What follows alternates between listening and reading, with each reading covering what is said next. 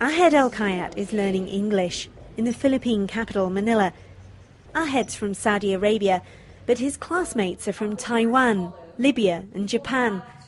Other students are from Belgium and Brazil.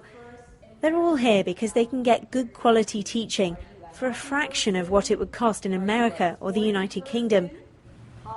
It's a good place to learn English, to get your accent very better, and I have other friends in here, European friends or American friends. They can understand my language now.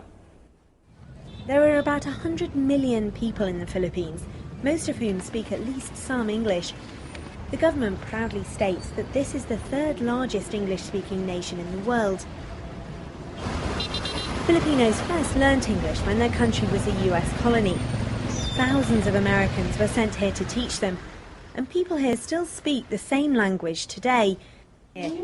Every year, the number of foreign students goes up. Immigration data shows there are 3 times as many now than there were just 3 years ago.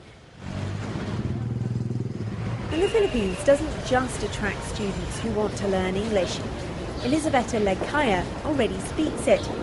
She's come here from Russia to do an engineering degree. And language isn't a problem because most courses at the top Philippine universities are taught entirely in English. Here it's much cheaper compared to in other countries. I also checked about Australia and New Zealand, but it's too much, so my parents cannot afford it. Do you think that the education level is the same here? Sure, I think in De La Salle it's very good education, seriously. Elisabetta's lecturers are also confident. This university firmly believes its teaching can match up to that anywhere in the world.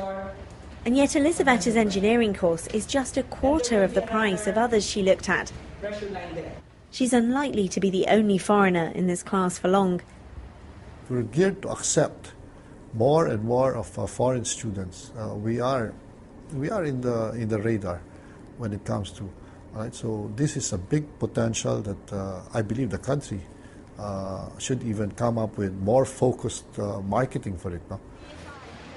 The cost of being a student is increasing worldwide, not just the fees, but also the living expenses and the equipment you have to buy. And on top of that, in many countries, it's becoming harder for graduates to find a job.